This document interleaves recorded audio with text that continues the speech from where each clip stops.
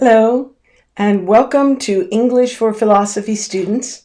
We are on episode 52 of our study of Jordan Peterson's 12 Rules for Life. And I believe today may be our fifth lesson in rule number 7. Rule number 7 is choose what is meaningful, not what is expedient. And I put the picture up here because the whole idea of what is meaningful is very hard to explain and very hard to understand. And as I read and sort of skim this chapter every week, I begin from the beginning and continue on and see the long explanations of things, difficult to understand and philosophical. I realize that Jordan Peterson is trying to help us articulate, which means to understand clearly enough to be able to put into real words, not just a sense of something, but something you could write a treatise on. He is trying to help us understand the nature of reality and what is truly valuable. This is beyond our comprehension as human beings, as animals, as part of the creation. And so in this picture, you see two little children gazing at a sculpture of the Virgin Mary with the dead Jesus in her lap. The relevance of this image to our discussion of meaning is not clear enough to me for me to articulate it. I have a sense that the sculpture embodies some immense sorrow, some immense comfort and grace, some immense meaning, sacrifice, redemption, virtue, goodness, evil. All these things are wrapped in this image, and it can be experienced viscerally. In other words, through your gut, through your heart. But it is hard to explain it clearly in words.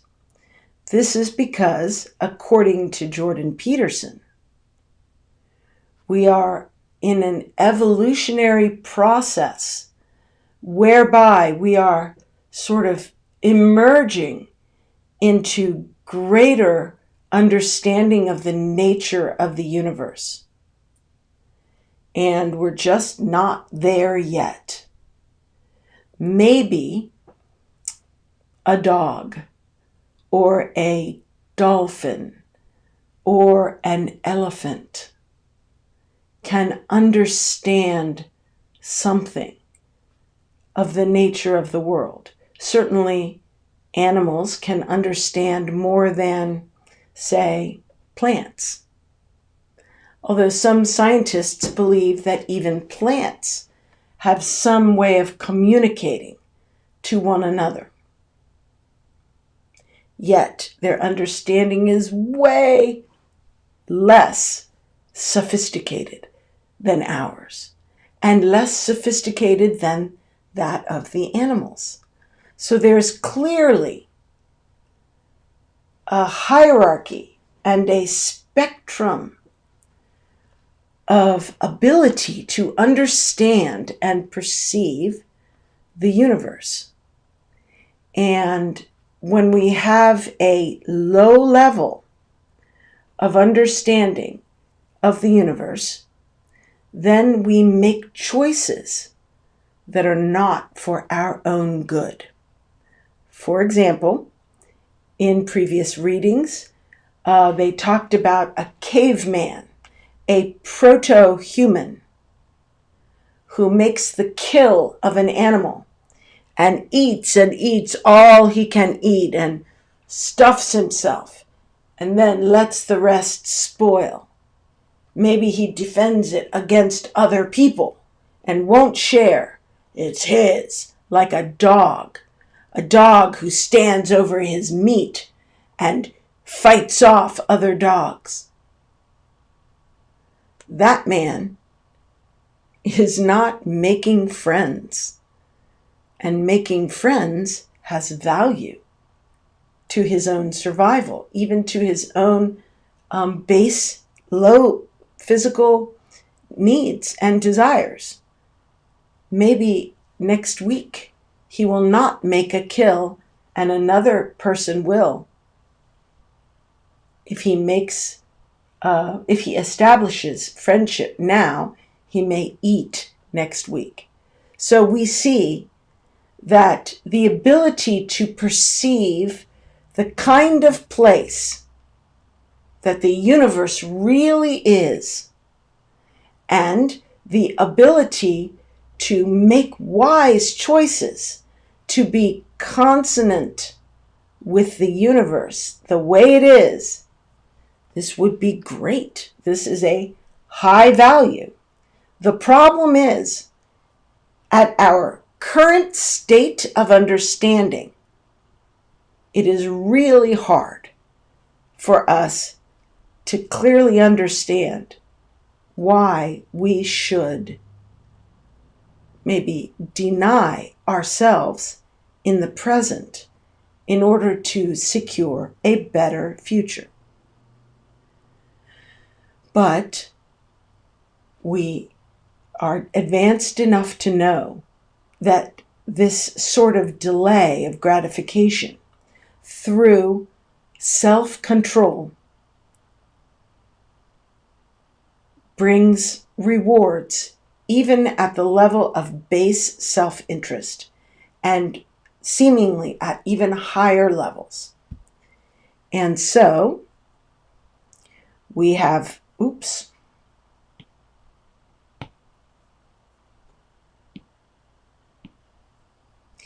we have the rule, pursue, which means run after, try to choose what is meaningful, not what is expedient.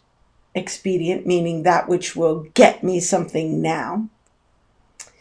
And as we scroll,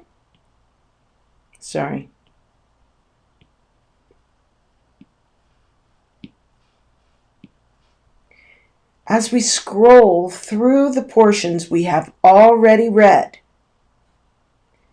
talking about getting for yourself, get while the getting is good.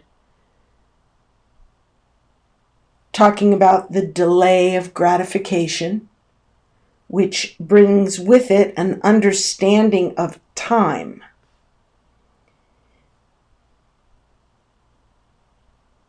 Then the question, what would be the largest and most effective possible sacrifice, and how good might the best possible future be if that most effective sacrifice were made?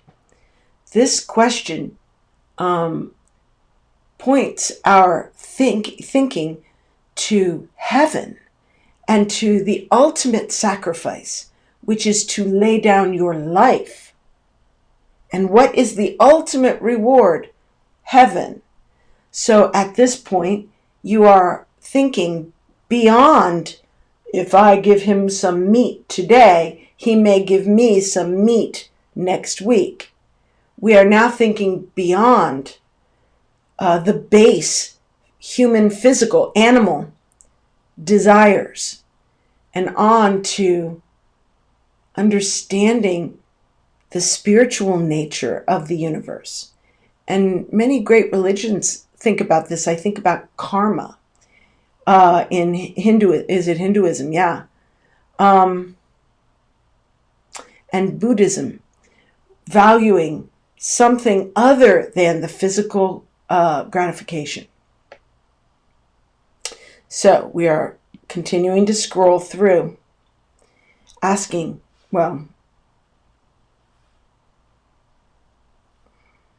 so we went on to talk about some stories in the Bible. Peterson talks about how our emerging understanding of the universe first was articulated through stories and drama and ritual. We were beings of action, not beings of thought, when we were more animalistic. Proto-humans could act, but they weren't great with thought. So we see the most ancient stories beginning to talk about sacrifices and about rewards from God to those who sacrifice, and see the ritual nature of sacrifice. And we begin to see that God demands not only sacrifice, but the sacrifice of what is most beloved. And we see that in the story of Abraham and Isaac, the first two patriarchs of Judaism. And Abraham, as I believe you know, was called by God to leave his country, leave his family, leave everything, to go to a land that he would be shown when he arrived. So he did not know where he was going, and that he would be the father of a nation who would live in that land, the promised land, and he would ultimately be the father of the Messiah, the Savior of the world. And then 50 years went by, and Abraham never had any children. So where was the promise? And then finally, when his son, the son of the promise, the son of the promise, Isaac, was born, God asked Abraham to sacrifice him, which meant to kill him and burn him with fire. And this was something that was done by many pagan nations who were trying to enact a sacrifice of what was most precious in order to bring the best possible future. So they were doing it. And that picture ultimately was a picture of what we as Christians, in our limited understanding, obviously we don't understand much. Somehow it is a picture of what God himself did to save mankind. He did not ultimately require Abraham to sacrifice Isaac. He himself sacrificed Jesus.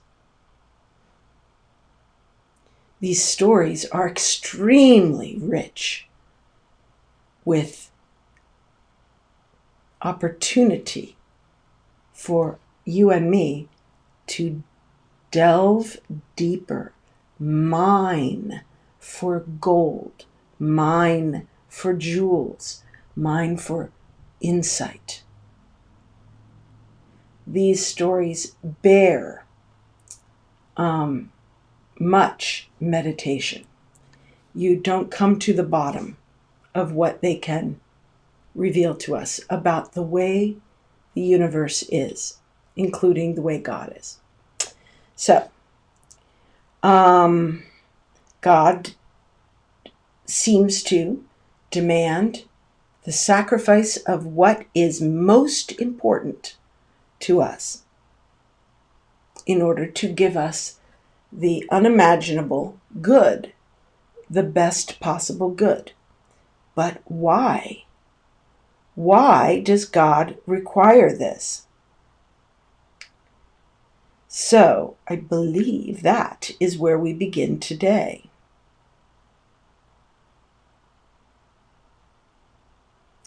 So, where we begin today is, why does life impose such demands? What he means is, we are understanding the nature of reality, the nature of the universe.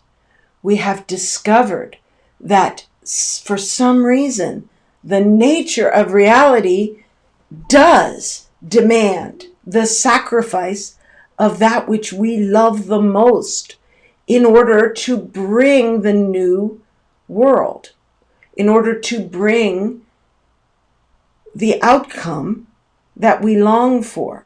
But why? So we are now at a point in intellectual and spiritual evolution, according to Jordan Peterson, where we are probing up, trying to understand more of how God has created his creation so that we can be more blessed, more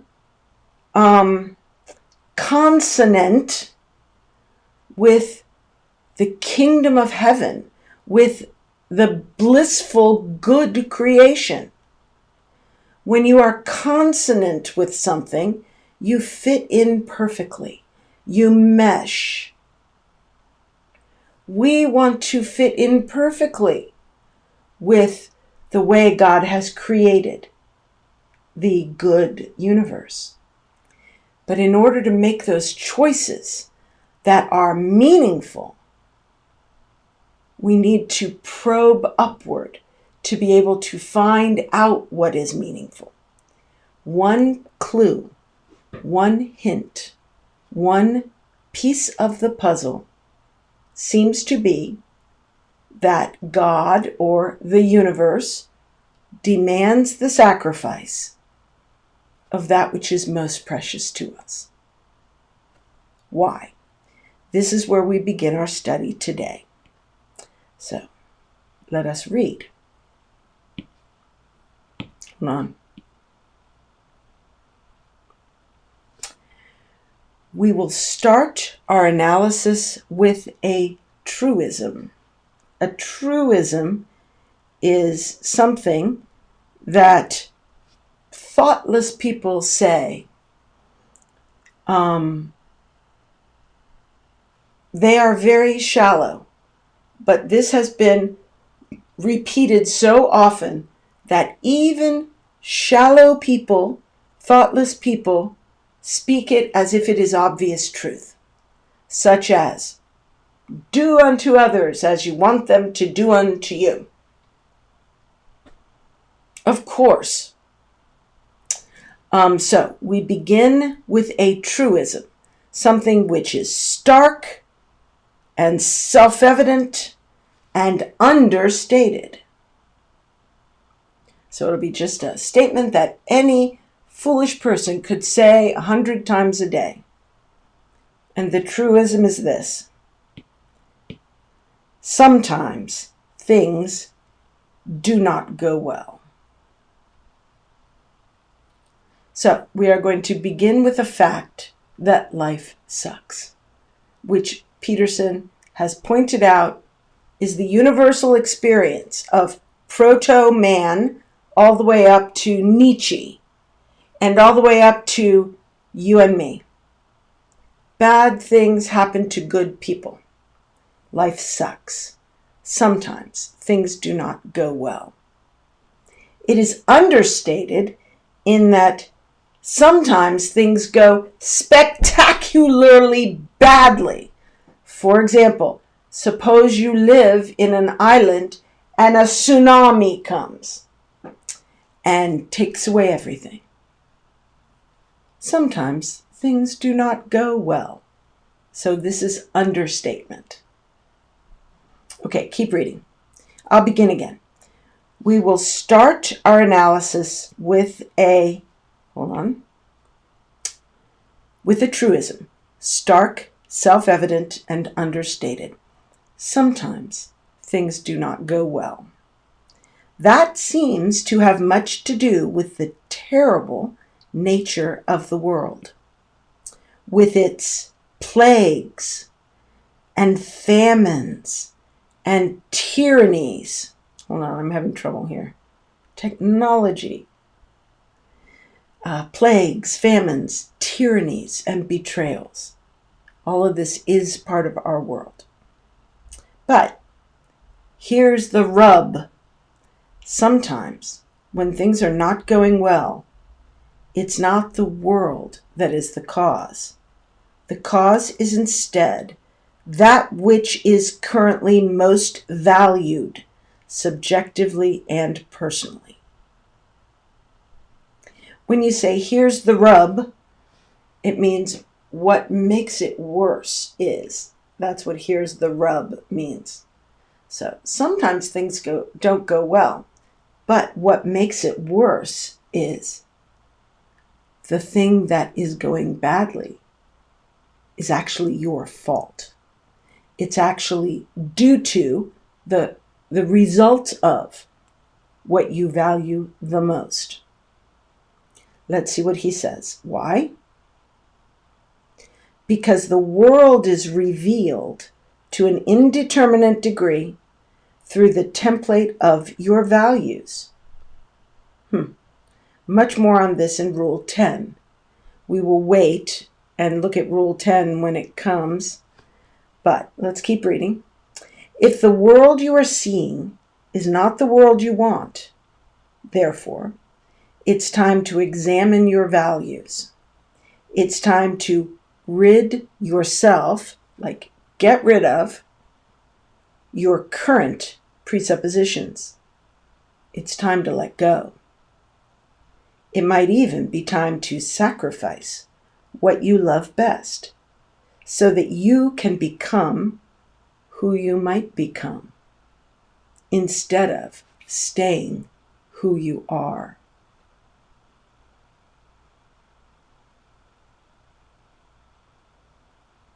I'm going to read this paragraph one more time, and maybe we can talk about it a little more. So, beginning with context, the question is, why does life impose the demand that you sacrifice your most beloved thing? Why? We will begin our analysis. We'll start our analysis, which means this argument will be complex. What he is saying now is not the whole answer. It's not simple. So we are beginning our thought with the truism that life sucks. Sometimes things do not go well. That seems to have much to do with the terrible nature of the world. The world is full of plagues, famines, tyrannies, and betrayals. I think you can look up each of those words if you don't know what they are. But here's the rub. What makes it worse is sometimes when things are not going well, it's not the world that is the cause. Okay, so if your problem is a tsunami, maybe the world is the cause.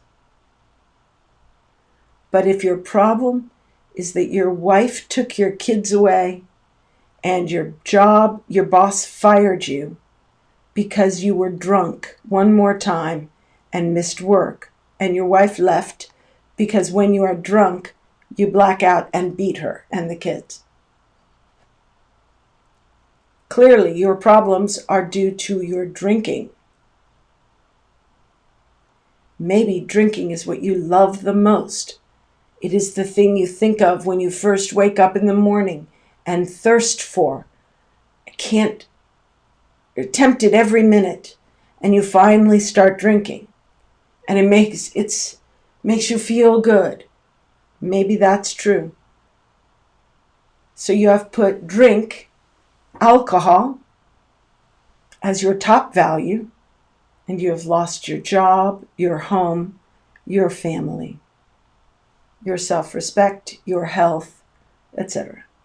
It would be easy to see that in your world, the thing you love most is causing the problem. And in order to be the man you could be, the man your wife loved when she married you and expected you to grow into, the man who could be a wise and wonderful father to your children and a provider, in order to grow into all those things which you should be. You were designed by God to be these things. You have them in you. It is all being spoiled by this one thing you are holding on to.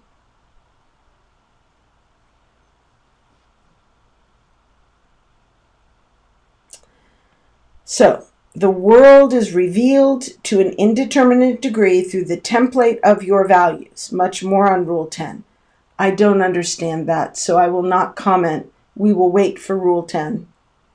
If the world you are seeing is not the world you want, so the world you're seeing is you're on the streets, you cannot have a job, your wife and children hate you, etc.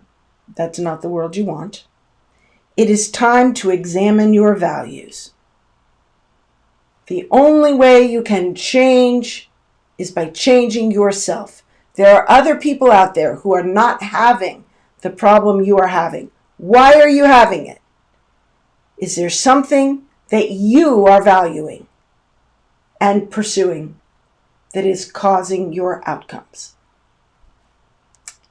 It is time to rid yourself of your current presuppositions. Now, presuppositions are hard to get rid of. They are your foundational beliefs. So, in order to get rid of your current presuppositions, it is like digging up the concrete blocks that are the foundation of your house and putting them aside so you can lay a new foundation. It is hard. It's time to let go. Maybe your wife has been saying, stop drinking, and you've been like, no, I can drink. I can handle it. Every man in my family drinks. I've been drinking all my life. I'm fine. You need to let go and say, okay, you're right. It might even be time to sacrifice what you love best so that you can become who you might become instead of staying who you are. Who you are is a person who is not seeing the world you want. Who you might become, God only knows, literally. Your wife knows, because she sees through the eyes of God with love. Those who see through the eyes of God with love know what you might become if only you would let go of what you value the most. Very scary stuff. There's an old, possibly apocryphal story. That means it's an old story and it may be true or it may not be literally historically true. Apocryphal means not really part of the true canon of Orthodox work. So maybe it's not really true, but it's a story with a meaning. So there's an old and possibly apocryphal story about how to catch a monkey that illustrates this set of ideas very well. So we're trying to illustrate everything that was in the previous paragraph, which I have already illustrated with the idea of a drunk man. he is going to illustrate these ideas with the story of how do you catch a monkey. How to catch a monkey. First, you must find a large, narrow-necked jar, just barely wide enough in diameter at the top for a monkey to put his hand inside. So you find a jar, maybe made of glass, like a vase for flowers, with a narrow neck, just wide enough that a monkey can push his hand in.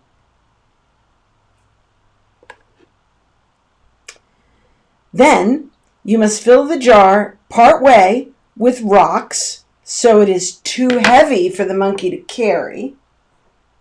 Then you must scatter some treats attractive to monkeys near the jar to attract a monkey. So you put the jar in the forest and you put some mangoes and bananas and oranges around to attract a monkey.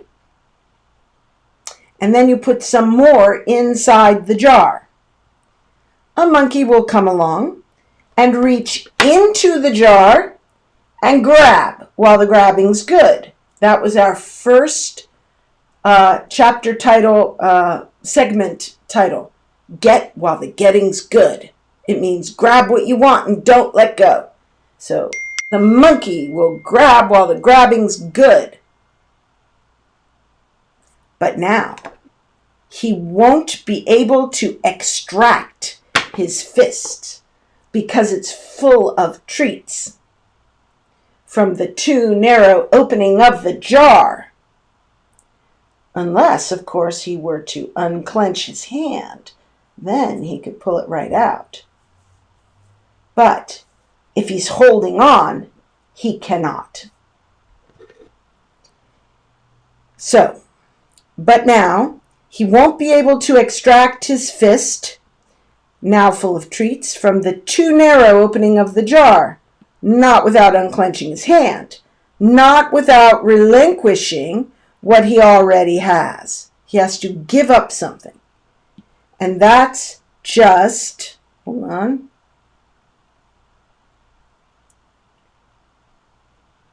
And that's just what he won't do.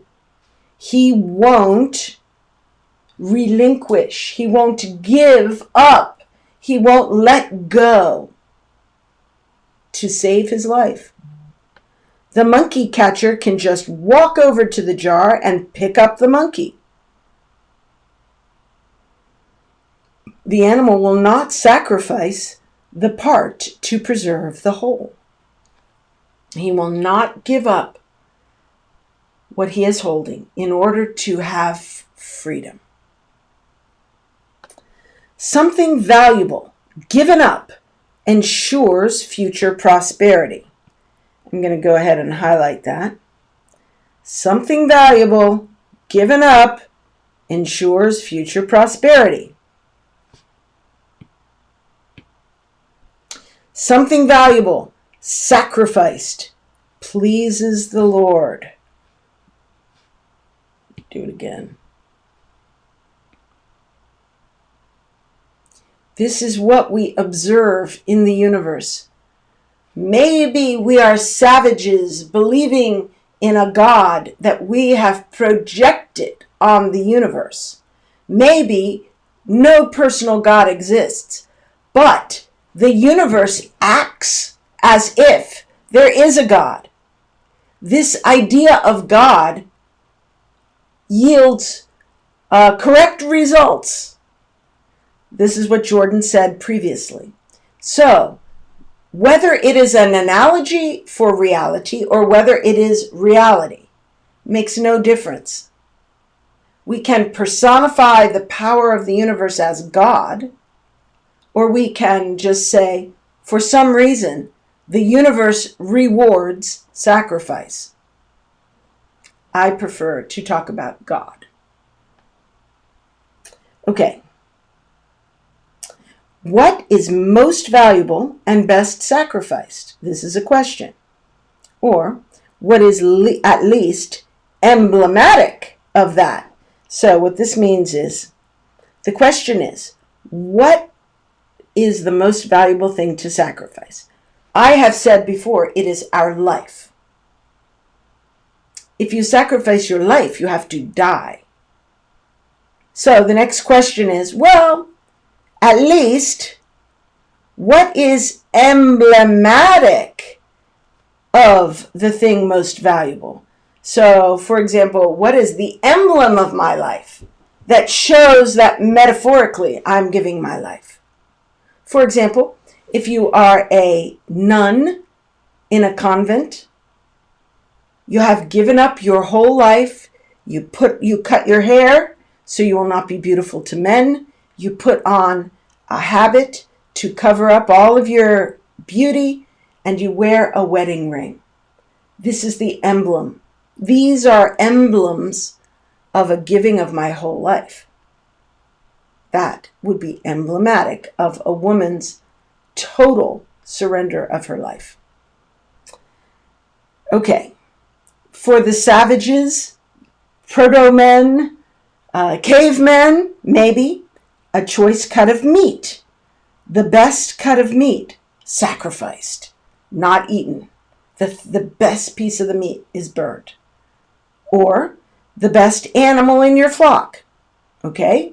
It's like for us, a tenth of our salary, tithing, the first 10% of what we make is an emblem. This also comes from the Bible. There was a story where I believe it was Abraham chased some Midianites or somebody who had carried off Abraham's nephew, Lot. And he went and killed them all and triumphed over them and took all the spoils. And on his way back, he met a priest named Melchizedek, who is a type of Christ. And he gave 10% of the plunder to Melchizedek. And we say that Jesus is a priest on the order of Melchizedek. And we Christians give 10% to God as an emblem of the fact that it all belongs to God. So, what is emblematic? For me, 10% is emblematic that God owns it all. So, for some caveman, a choice cut of meat, the best animal in the flock, a most valued possession.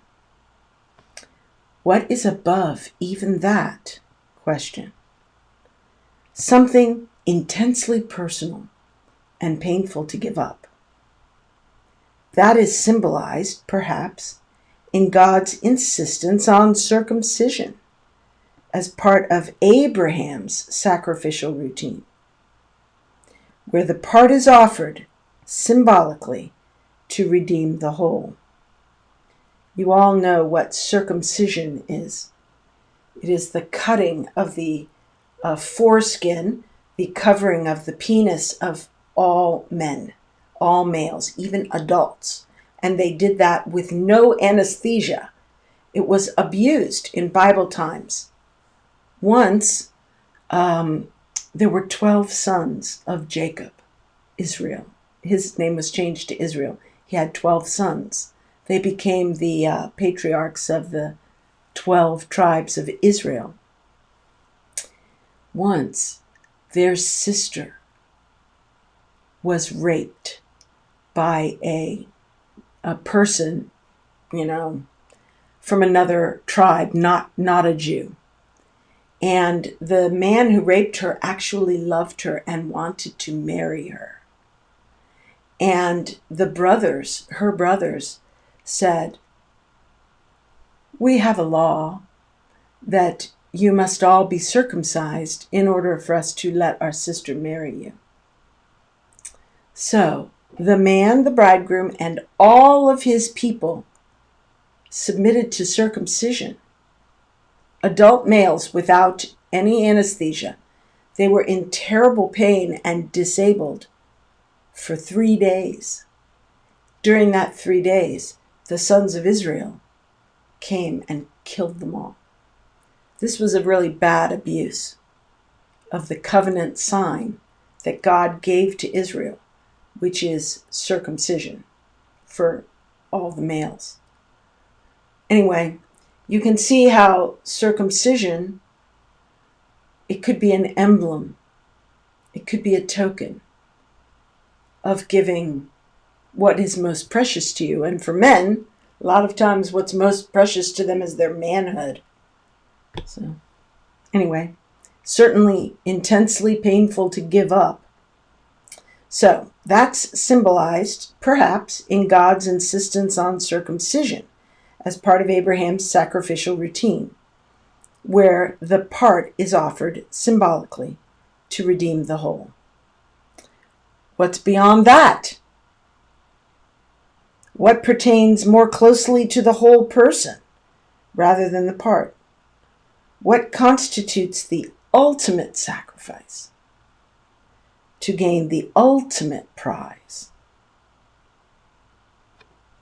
I think about Muslims, those who, I think this is true, I have heard that when a person becomes a martyr in holy war, like a suicide bomber, then he gets a reward in heaven of multiple virgins, multiple females. And I think, wow, is that the best you can imagine for heaven? It's a very, it seems sort of a low, to me it seems like to say great sex in heaven is kind of a low aim. But they're making the ultimate sacrifice for what they perceive to be the ultimate reward. Okay. Question. What constitutes the ultimate sacrifice for the gain of the ultimate prize? Answer. It's a close race between your child or yourself. Personally, I think many parents would rather die than lose a child. I have no doubt that if I had to run into a burning building to save my child, knowing that I might die, I would certainly do it. Now, if I knew I would definitely die, maybe that would be a different choice. The question is, could I save the child by dying? Anyway, it's close between child and self. The sacrifice of the mother offering her child to the world is exemplified profoundly by Michelangelo's great sculpture, the Pietà, illustrated at the beginning of this chapter, which we were looking at. So, this is the sacrifice of the mother offering her child to the world. Michelangelo crafted Mary contemplating her son crucified and ruined. It's her fault. It was through her that he entered the world and its great drama of being, which we all participate in. We all are part of this great drama of being. Is it right to bring a baby into this terrible world? It says here that every woman asks herself that question. I didn't. Some say no, and they have their reasons. Mary answers yes, voluntarily, knowing full well what's to come, as do all mothers, if they allow themselves to see. It's an act of supreme courage when undertaken voluntarily. I think that probably I do not allow myself to see the sufferings that are inevitable for my children. The best case scenario for my children is that they will get old and die. That's the best. And yet, The thought of that for my children is sad and terrible. So I think he's saying, if mothers allow themselves to see what will come for their children, it would be an act of supreme courage to have children at all.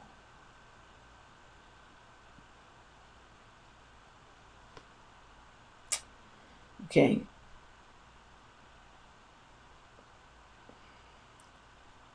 In turn, Mary's son, Christ, offers himself to God and the world to betrayal, torture, and death. So he offers himself to experience all these things for the world and for God. To the very point of despair on the cross, where he cries out those terrible words, my God, why hast thou forsaken me? Why have you forsaken me?" Which are recorded in the book of Matthew, chapter 27, verse 46. That is the archetypal story of the man who gives his all for the sake of the better, who offers up his life for the advancement of being. So this advancement of being actually was for all of us. It advanced the world into Western civilization, which elevated the world from warring tribes to great saints.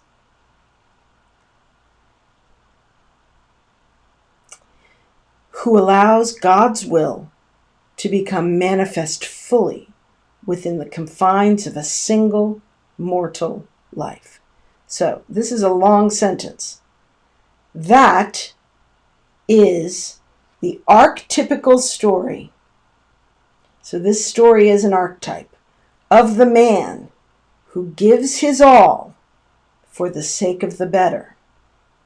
He chooses what is meaningful, not what is expedient.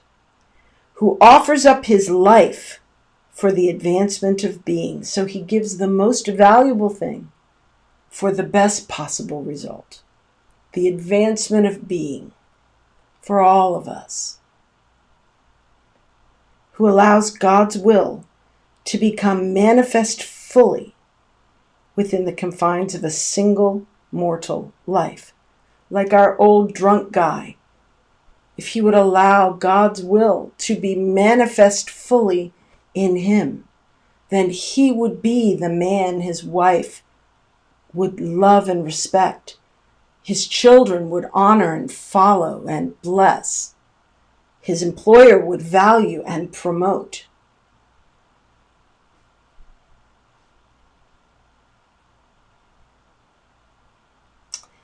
That is the model for the honorable man. So Jesus is the model for the honorable man who lays down his life for something better.